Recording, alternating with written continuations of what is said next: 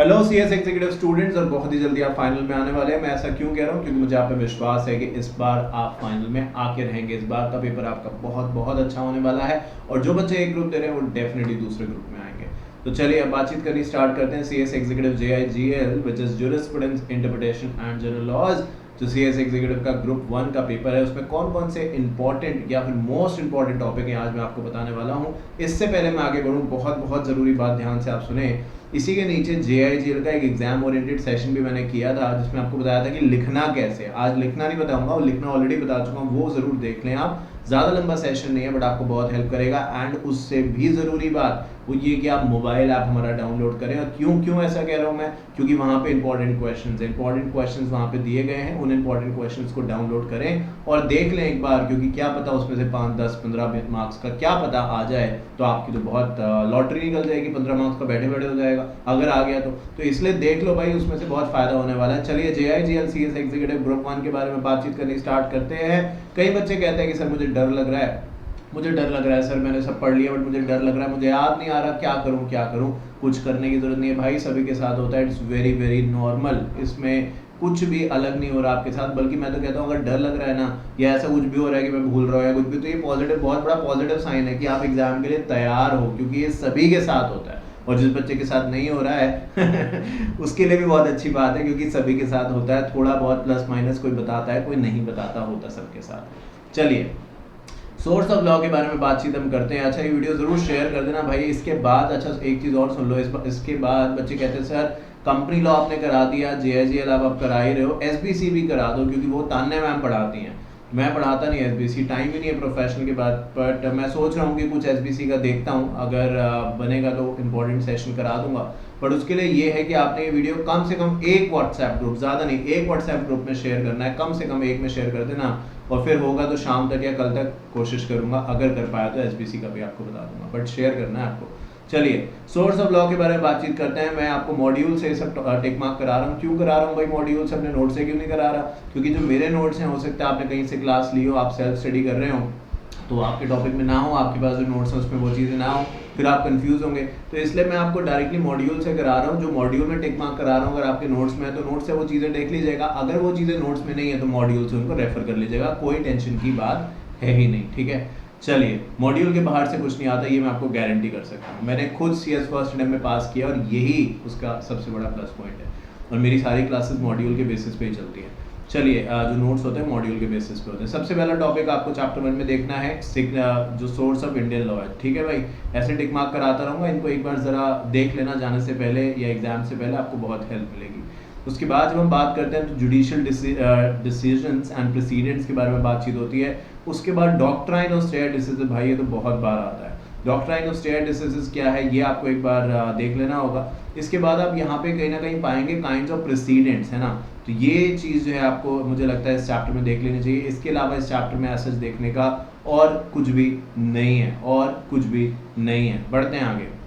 Sir इतना ही देखना है, इतने में हो जाएगा? आप तो बहुत ही कम बता रहे हैं। अरे भाई इतना तो देखो, इतना देखोगे तो अपने आप समझ में आ जाएगा। मैं ऐसा क्यों कह रहा हूँ? क्योंकि मैं पास्ट ईयर के क्वेश्चन के बेसिस पे कह रहा हूँ कि ऐसा ऐसा कोई पैटर्न चल रहा है। आएगा क्या वो तो किसी को भी नहीं पता, बट इतना देख लोगे तो इतना हो जाएगा कि आपका कॉन्फिडेंस और बढ़ जाएगा, जितना है उससे और कहीं बढ़ जाएगा, और फायदा पक्का मिलेगा। चलिए चैप्टर 2 पे आते हैं, कॉन्स्टिट्यूशन। सबसे बड़ा और ऐसा चैप्टर जिसको लेके बहुत ही लगता है कॉन्स्टिट्यूशन से क्या आएगा। तो कॉन्स्टिट्यूशन के बारे में जब हम बात करते हैं भाई, तो सबसे पहला जो है फंडामेंटल राइट्स को आपको देखना है। वो सभी को पता भी होगी, पर फंडामेंटल राइट्स आपको देखनी है। उसके बाद doctrine of severability, doctrine of eclipse, ये आपको डेफिनेटली यहाँ पे देखना होगा।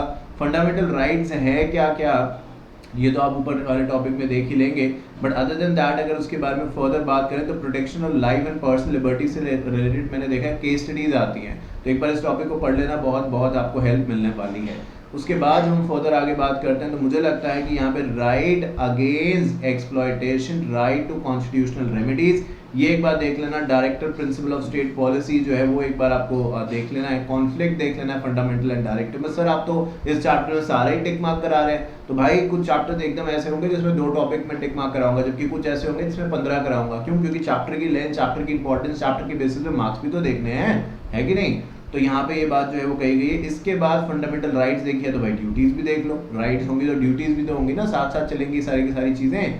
उसके बाद जब हम फर्दर बात करते हैं तो जो कोर्ट्स का रोल है इस पूरे के पूरे कॉन्स्टिट्यूशन के पर्सपेक्टिव से, तो वो देख लेना एक बार कि हाई कोर्ट, सुप्रीम कोर्ट और सबऑर्डिनेट कोर्ट कैसे काम करते हैं। और द मोस्ट इंपॉर्टेंट जो कि जनरली आता है, आ सकता है, वो है रिट्स, जो अलग अलग इशू होती हैं। 5 तरीके की रिट्स के बारे में बातचीत करी गई है, जिसको टाइप्स ऑफ रिट्स के अंदर आप जोड़ सकते हैं। रिट होता क्या है ये भी आपको यहाँ पे पता चल ही जाएगा।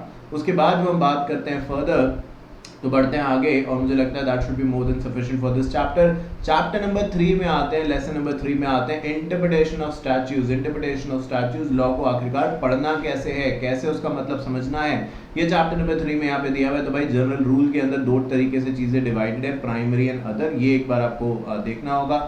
उसके बाद मुझे ऐसा लगता है कि आप इस चैप्टर के अंदर बाकी चीजें अपने आप कवर हो जाएंगी, वो ही देख लीजिएगा बस। जनरल क्लॉज एक्ट के बारे में जब हम बात करते हैं, चैप्टर 4 के बारे में बात करते हैं, तो चैप्टर 4 के बारे में जब हम बात करते हैं तो यहाँ पे कुछ टॉपिक्स दे रखे हैं जो कि आप को देख लेने चाहिए। जैसे कि क्या, जैसे कि जनरल रूल ऑफ कंस्ट्रक्शन है ना, इफेक्ट ऑफ रिपील, ये एक बार आपको देख लेना होगा। सर बाकी नहीं देखना, भाई बाकी अगर आपने देखा है तो ठीक है, नहीं तो मेरे हिसाब से ये टॉपिक तो ज़्यादा इंपॉर्टेंट है, इनको आप देख लें तो अच्छा रहेगा। ठीक है जी, चलिए उसके बाद जब हम बात करते हैं तो फिर हम बात करेंगे फर्दर और देखेंगे कि क्या लिखा है इस चैप्टर के अंदर, और बढ़ते जाएंगे आगे, जहाँ पे कुछ दिखेगा वहाँ आपको बताएंगे। बट बढ़ते जाना है, बढ़ते जाना है, बढ़ते जाना है, और कुछ भी इस चैप्टर के अंदर नहीं देखना। ठीक है जी। अरे सर बहुत इजी हो रहा है, टेंशन मतलब हो रहा है, सबसे इजी पेपर है JIGL का, आप बस इतनी बात मान लेना, आपके वारे न्यारे हो जाएंगे। चैप्टर 5 एडमिनिस्ट्रेटिव लॉ के बारे में बात करें। सर मैं फिर अपना जो पढ़ा है वो छोड़ दूं? नहीं भाई, वो तो पढ़ो ही, जो पढ़ा है वो तो अपना रखो ही रखो, ये वाला उसके एडिशन के तौर पे प्रिपेयर करो, क्योंकि इनमें से कुछ आ गया तो पक्का अच्छे मार्क्स से आप स्कोर कर सकते हैं। एडमिनिस्ट्रेटिव लॉ के बारे में बात करें तो सोर्स ऑफ एडमिनिस्ट्रेटिव लॉ क्या है ये आपको देखना है। प्रिंसिपल ऑफ नेचुरल जस्टिस, उसके एक्सेप्शन जो हैं वो आपको यहाँ पे देख लेने चाहिए। इसके बाद जब हम बात करते हैं तो टॉर्ट्स के बारे में भाई बहुत बात होती है। छोटे मोटे किसी को धक्का दे दिया, टॉर्ट हो गया। घर के बाहर किसी ने गड्ढा खोद दिया, गिर गया कोई, टॉर्ट हो गया। तो छोटे मोटे क्राइम को आप टॉर्ट्स का नाम दे सकते हैं, तो वो आप यहाँ पे देख सकते हैं। डैमेजेस के बारे में आप यहाँ पे देख सकते हैं। तो मुझे लगता है इस चैप्टर के अंदर यही है।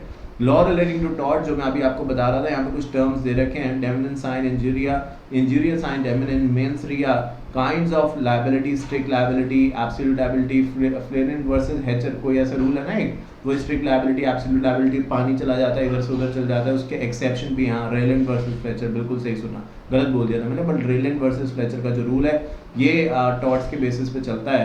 तो जो काइंड्स ऑफ लायबिलिटी है ना, ये अच्छे तरीके से देख लेना। Absolute, vicarious liability, vicarious liability of the state, ये आप देख लेना। तो इस चैप्टर में जो भी टिक टिक करना है, जो भी देखना है अच्छे तरीके से, वो मैंने सारा का सारा टिक टिक कर दिया है। थक गया मैं। चलो कोई बात नहीं। मैं इस बार एग्जाम के लिए ऐसा लग रहा है, पता है आपको, एग्जाम आपका है, मतलब CS एग्जीक्यूटिव वालों का है, CS प्रोफेशनल वालों का। CS एग्जीक्यूटिव में सिर्फ मैं कंपनी लॉ पढ़ाता हूँ, JIGL पढ़ाता हूँ, फास्ट ट्रैक, बाकी दाने मैम पढ़ाती हूँ। फाइनल में सारे सब्जेक्ट्स पढ़ाता हूँ, कंप्लीट भी और फास्ट ट्रैक भी। तो उसमें क्या है, मुझको अब ऐसा लग रहा है, हर दिन जब मैं सो के उठता हूँ ये लगता है मुझे, यार क्या करूँ मैं और क्या करूँ बच्चों के लिए, जिससे उनको ईजीनेस हो जाए। तो अलग अलग जो भी मुझे फीडबैक मिलते रहते हैं कि सर ये वाला हो सकता है, वो वाला हो सकता है, तो वो मैं कोशिश करता हूँ अपनी तरफ से पूरी करने की। तो आपका भी एग्जाम है, मेरा भी एग्जाम है ना, हम सभी का एग्जाम है इस बार 10 से 20 अगस्त के बीच में, और सभी का एग्जाम देखना, ऊपर वाला हमारे साथ है, सभी का एग्जाम बहुत अच्छा होगा, आपका भी मेरा भी। चलिए बात करनी अब स्टार्ट करते हैं, आगे आते हैं चैप्टर नंबर 7 पे। बात करते हैं लिमिटेशन एक्ट के बारे में। अरे मोबाइल ऐप डाउनलोड कर लो भाई, मोबाइल ऐप डाउनलोड करो जल्दी, वहाँ इंपॉर्टेंट क्वेश्चंस देखो जाके। लिमिटेशन एक्ट, तो वीडियो शेयर करेगी नहीं, जल्दी से कर दो भाई, ठीक है। लिमिटेशन एक्ट 1963 के बारे में बात अगर करते हैं तो हमें यहाँ पे देखना है कि बार ऑफ लिमिटेशन क्या है, डॉक्ट्राइन ऑफ सफिशिएंट कॉज क्या है, उसके बाद computation of the period of limitation के बारे में आप देख सकते हैं। Computation of the period of limitation के बारे में आप यहाँ पे देख सकते हैं। इसके बाद इसके अंदर हमें क्या करना है, कुछ नहीं करना। बढ़ते आगे चैप्टर 8 की तरफ, सिविल प्रोसीजर कोड के बारे में बात करते हैं। सिविल प्रोसीजर कोड के अंदर स्ट्रक्चर आप देखो, एम देखो सबसे पहले, उसके बाद स्ट्रक्चर देखो, फिर जुरिसडिक्शन एंड वेन्यू के बारे में बातचीत कर सकते हैं। उसके बाद रेस सब्जुडाइज देख सकते हैं हम लोग, रेस जुडिकेटा देख सकते हैं, सेट ऑफ इक्विटेबल देख। देखो इस टॉपिक में मैं ज़्यादा करा रहा हूँ टिक मार्क, क्योंकि इसमें मुझे ऐसा लगता है कि ज़्यादा चीज़ें आ सकती हैं।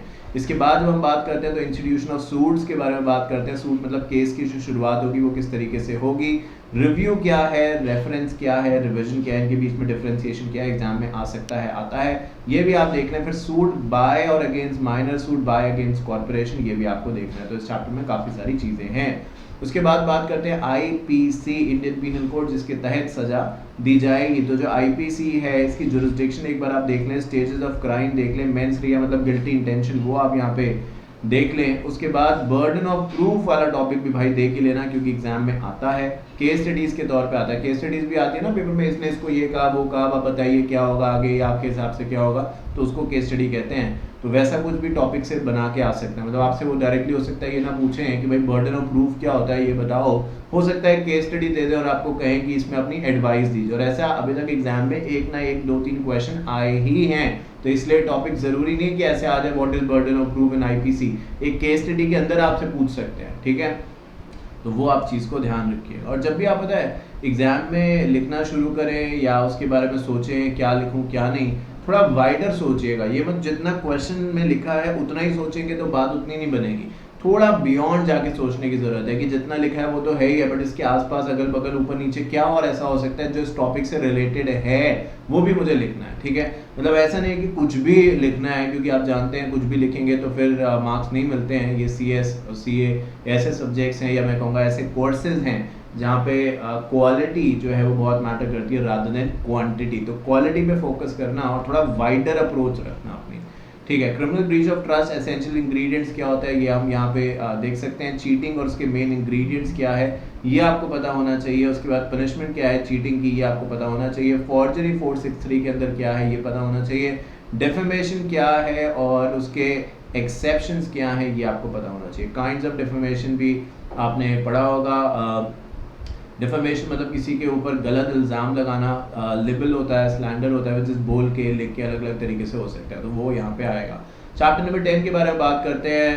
क्रिमिनल प्रोसीजर कोड 1973 में again bailable and non bailable offence, cognizable and non cognizable. मुझे लगता है CRPC कंप्लीट ही नहीं हो सकता cognizable, non cognizable, bailable, non available in चीज़ों के बगैर डिस्कस किए।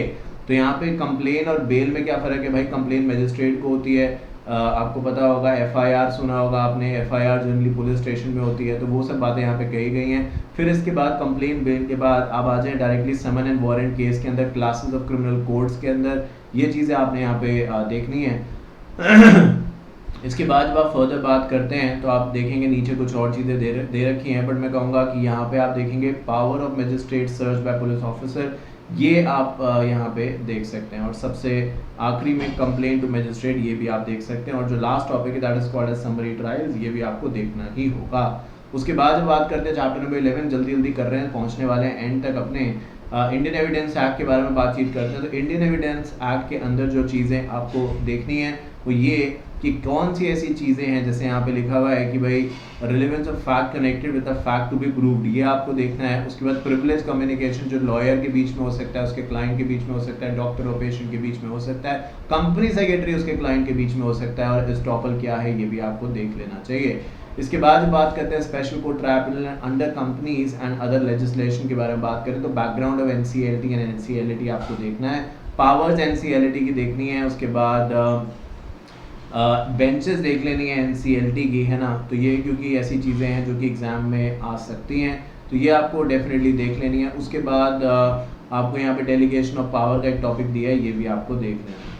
उसके बाद जो फर्दर नीचे और बढ़ते हैं तो लॉजिंग ऑफ केवेट, केवेट क्या होता है ये आपको देख लेना है। केवेट और कुछ नहीं है भाई, सिंपल से वर्ड्स में जो बच्चे नहीं जानते या एक बार सुनना चाहते हैं दोबारा से, तो केवेट और कुछ नहीं है। अगर आपने किसी के खिलाफ मुकदमा पास किया है तो आपने सुना होगा एक्स पार्टी, है ना। ऐसे समझ लो कि दो पार्टी है। जल्दी जल्दी बता रहा हूँ, तो मैं ऐसे फास्ट ट्रैक में इतना जल्दी नहीं बताता, या अपनी कंप्लीट क्लासेस जो भी हैं वहाँ पे इतना जल्दी नहीं पढ़ाता, बट यहाँ पे क्योंकि आपका एग्जाम है, टाइम जो है वो सेव करना है, इसलिए जल्दी जल्दी एक्सप्लेन करता जा रहा हूँ। तो A और B दो पार्टी हैं, मान लो A ने B पे केस फाइल किया, तो B जो है वो B कोर्ट में जाके केवेट फाइल कर देगा। केवेट का मतलब क्या है कि जो कोर्ट है ना, मान लीजिए सुप्रीम कोर्ट है या जहाँ पे भी ये मामला चल रहा है, सुप्रीम कोर्ट B के खिलाफ एक्स पार्टी ऑर्डर नहीं पास करेगा जब तक वो B की बात नहीं सुन लेगा। सुना है ना एक्स पार्टी ऑर्डर कि भाई अगर कोई पार्टी नहीं आती तो कोर्ट उसके खिलाफ एक्स पार्टी ऑर्डर पास कर देता है, सुना होगा आपने। बट अगर B जो है उसने केवेट फाइल कर दिया तो सुप्रीम कोर्ट B के खिलाफ एक्स पार्टी नहीं पास करेगा बिना B की बात सुने हुए, दैट इज कॉल्ड एज केवेट, है ना। तो ये बात जो है वो यहाँ पे कही गई है। इसके अलावा मुझे नहीं लगता यहाँ पे ऊपर कुछ देखने की जरूरत है। प्रेजेंटेशन ऑफ अपील आप देख सकते हैं। फर्दर जब इसके नीचे की तरफ बढ़ते हैं तो स्पेशल कोर्ट्स क्या होते हैं ये भी आप यहाँ पे देख सकते हैं। बात करते हैं chapter number 13 arbitration and conciliation act. Sir मज़ा आ जाएगा अगर इनमें से कुछ भी आ गया, और अगर इनमें से 20-25 मार्क्स का आ गया वारे न्यारे हो जाएंगे सर, है ना। बहुत बहुत बहुत ही बढ़िया होगा, मैं बोल रहा हूँ आएगा, आप टेंशन मत लो, आप बस इस पर ध्यान दो, अपनी भी प्रिपरेशन रखो, इस पर भी विश्वास रखो कि हाँ इसमें से भी कुछ आ सकता है। ठीक है, बात करते हैं तो आर्बिट्रेशन अवार्ड के बारे में, आर्बिट्रेशन इंस्टीट्यूशन के बारे में, ये आप देख सकते हैं। इसके बाद जब आप बात करेंगे तो इंटरनेशनल आर्बिट्रेशन आप देख सकते हैं, आर्बिट्रेशन अग्रीमेंट आप देख सकते हैं। इसके बाद जब आप फर्दर बात करेंगे तो ग्राउंड्स ऑफ चैलेंज आप देख सकते हैं यहाँ पे। उसके बाद जब आप फर्दर और बात करते हैं तो मुझे लगता है कि यहाँ पे एक टॉपिक दे रखा है जिसका नाम है प्लेस ऑफ आर्बिट्रेशन, वो आप देख सकते हैं। फिर उसके बाद बात करी हुई है rules applicable to substance of dispute, ये आप देख सकते हैं। फास्ट ट्रैक प्रोसेस आप देख सकते हैं। Form and content of the arbitration award आप देख सकते हैं। और इसके बीच में कहीं एक ऐसी भी चीज़ होगी जहाँ पे लिखा होगा कौन सी चीज़ों पे आर्बिट्रेशन एप्लीकेबल नहीं होता, कौन सी ऐसी चीज़ें हैं जो कि आर्बिट्रेशन के तौर पे सॉर्ट आउट नहीं करी जा सकती, वो भी आप देख सकते हैं। इसके बाद हम फर्दर आगे बढ़ते हैं तो आर्बिट्रेशन के ऑर्डर्स जो है उन्हें कैसे अपील उनके खिलाफ फाइल करी जा सकती है, ये आप देख सकते हैं। उसके बाद फर्दर हम जब बढ़ते हैं आगे तो एक टॉपिक आता है जिसका नाम है duties and function of council, arbitration council की, इसके बारे में आप चीज़ें देख सकते हैं, बहुत बड़ा चैप्टर है ये। इसके बाद जो फर्दर आगे बढ़ते जाते हैं तो यहाँ पे न्यूयॉर्क एंड जेनेवा कन्वेंशन के बारे में बात करी गई है फॉरेन अवार्ड्स के तौर पे, ये आप देख सकते हैं। बात करते हैं और, क्योंकि देखिए बड़ा चैप्टर है ये, तो जब हम फर्दर बात करते हैं इसी के तौर पे तो यहाँ पे लिखा है foreign awards when binding, foreign awards कब आप पे एप्लीकेबल होते हैं। अभी रिसेंटली कल ही आई थिंक आज के तारीख 7 अगस्त है, कल 6 अगस्त को अमेज़ॉन का केस मैंने अपने व्हाट्सएप स्टेटस पे भी लगवाया था। तो एक नीचे से फॉर्म भी दे रखा है, अगर आप अपडेटेड रहना चाहते हैं लीगल कॉर्पोरेट अपडेट से, फॉर्म भरें और आप हमारा नंबर भी सेव करें, उसमें दिया हुआ है कैसे क्या करना है, तो आपको सारे व्हाट्सएप स्टेटस हमारे दिखाई देंगे और आप अपडेटेड रहेंगे उससे। ठीक है, तो फॉरेन अवार्ड के बारे में बात करते हुए बता रहा था कि अमेज़ॉन जो है वो केस जीत गया है, Reliance industries and future retail group हार गए हैं केस। ये बात इसलिए बता रहा हूँ क्योंकि वो आर्बिट्रेशन का मामला था, फॉरेन आर्बिट्रेशन का मामला था। सिंगापुर में आर्बिट्रेशन इंडिया में चैलेंज हो रहा था, या ऐसे कह दीजिए कि सिंगापुर के आर्बिट्रेशन का डिसीजन इंडिया में एप्लीकेबल हो सकता नहीं, इस पे ये पूरा का पूरा केस था। तो फॉरेन अवार्ड्स के बारे में बात आप कर सकते हैं। इसके बाद जब आप फर्दर जाते हैं तो भाई कंसिलेशन क्या होता है, आर्बिट्रेशन एंड कंसिलेशन में क्या फ़र्क होता है ये आपको डेफिनेटली पता होना चाहिए। रोल ऑफ कंसिलिडेटर जो है वो क्या होगा यहाँ पे। इसके बाद सेटलमेंट एग्रीमेंट आप यहाँ पे देख सकते हैं। इसके बाद हम फर्दर बात करते हैं तो यहाँ पे लिखा गया है कि power of high court to make rules, ये एक बार आप देख सकते हैं। एडीआर ऑल्टरनेट डिस्प्यूट रेजोल्यूशन जो है वो आप यहाँ पे देख सकते हैं। That's all in this chapter. Chapter काफ़ी बड़ा है पर अपने हिसाब से मैंने आपको बता दिया क्या क्या इंपॉर्टेंट है।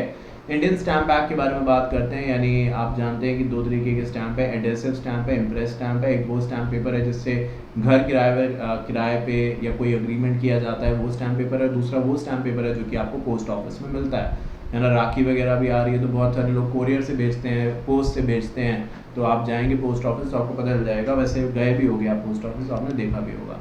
चलिए, इंडियन स्टैम्प एक्ट के बारे में बात अगर हम करते हैं तो क्या चीज़ है जो ड्यूली स्टैम्प होगी। इम्प्रेस स्टैम्प्स क्या होते हैं मैं आपको बता ही रहा था कुछ देर पहले, ये आप देख सकते हैं। इसके अलावा आप यहाँ पे देखेंगे बिल ऑफ लेडिंग लिखा हुआ है, यहाँ पे कन्वेंस लिखा हुआ है, ये चीज़ें भी आप यहाँ पे इस चैप्टर में देख सकते हैं।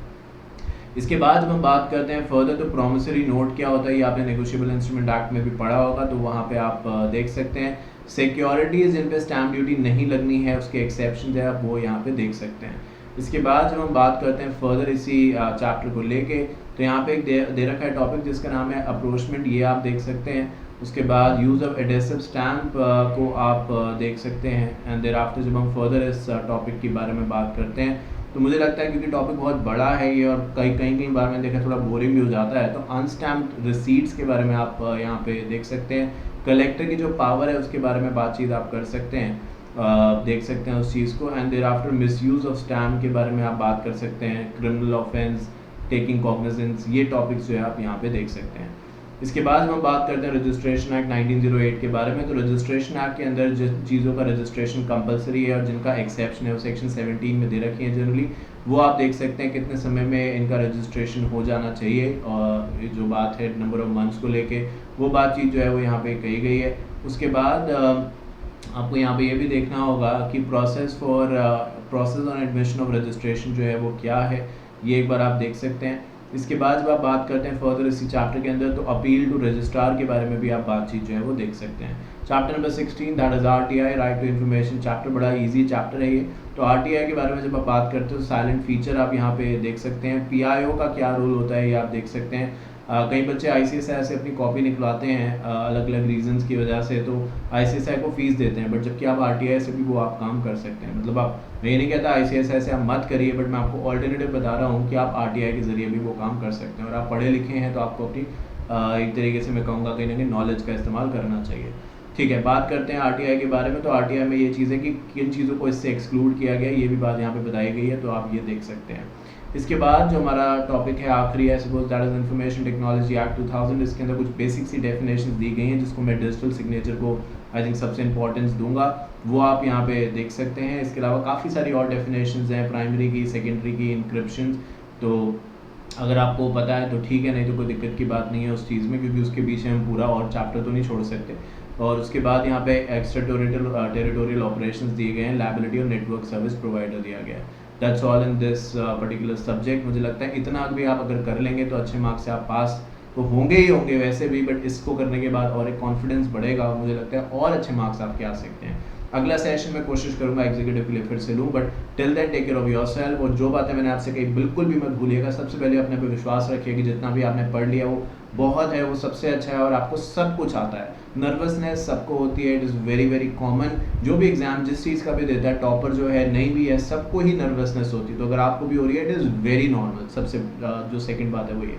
तीसरी बात, मोबाइल ऐप आपने डाउनलोड अभी तक नहीं किया है तो आप तुरंत वीडियो के बाद मोबाइल ऐप डाउनलोड करिए और इस वीडियो को, चौथी बात, इस वीडियो को शेयर करिए। ठीक है, thank you so much once again for joining me in this session. My name is C S Shantanu Bhandari. I will see you very soon. Thank you so much.